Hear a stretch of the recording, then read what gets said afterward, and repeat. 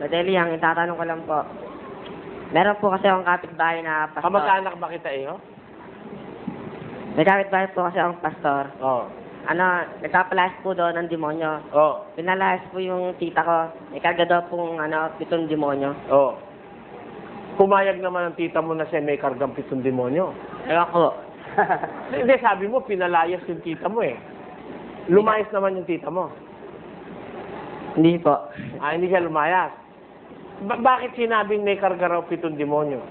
Kasi nagpapagamot daw po sa lahat ng albularyo. Alam mo, yung 7 demonyong sabi sa Biblia na kay Maria Magdalena, kasi masamang babae si Maria Magdalena eh. Para sabihin ng pastor na yon na yung tita mo may 7 demonyo, parang pinaratangang napakasamang babae ng tita mo. Kasi si Maria Magdalena, masamang babae yun eh. Pero pinalabasan yung 7 demonyo, kaya siya bumuti. Ang implikasyon nun, ibig sabihin ng pastor, masamang babae yung tita mo. Pumapayag ba kayo ng gano'n? Hindi po. Wag nga. Kung ako pagsasabihin niya nun babalikan ko siya Di ba ako tita mo? Patunayan mo muna kapareho ko ni Maria Magdalena sa grado ng kasamaan.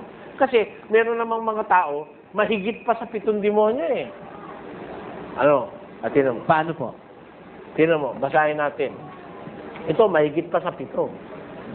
At inanong niya siya, ano ang pangalan mo? Oh. At sinabi niya sa kanya, Pulutong ang pangalan ko, sapagkat marami kami. Biro mo, nasa isang tao, pulutong ng mga demonyo. Okay. Hindi lang 7 yung pulutong. Legion sa English. Biro mo, pag legion, dami. Ang katunayan marami, nakiusap kay Kristo, huwag mo kaming pahirapan, papuntahin mo na lang kami sa baboy. Nung palabatin doon sa isang tao, pinapunta sa baboy. Puntahan sa baboy, 2,000 mahigit yung baboy, nalulod na lahat. Ibig sabihin, libo-libong demonyo yun. Pero kay Maria, 7 lang.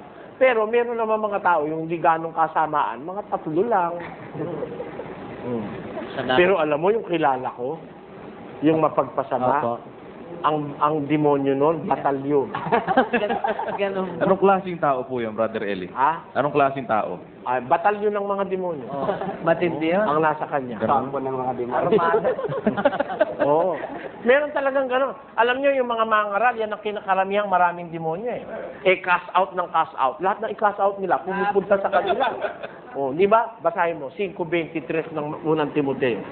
Kaya yung mga mapag-cast out ng demonyo dyan na wala naman sa paraan ng Diyos. Yung demonyo sumasalin sa kanila eh. Kaya nga sila basahin natin. Huwag mong ipatong na madalian ang iyong mga kamay sa kanginuman. Di huwag kang makaramay sa mga kasalanan ng iba. Ingatan mong malinis ang iyong sarili. Ang mga ngaral ni Kristo, hindi basta patong ng kamay. Bawal eh. Huwag mong ipapatong na madalian ang iyong kamay sa kanino man. Huwag kang makaramay sa kasalanan ng iba. Yung iba, patong ng patong. Walang habas na patong ng patong yan. Kaya lahat ng demonyo, suot naman ang suot sa kanila. Sa kanya. Kaya dami ng dami demonyo din eh. Ganun ba? Kaya pala kung ano-anong pinagagagawa kapag sa Diyos. Kaya pala tuningin lang mukhang demonyo na Oo.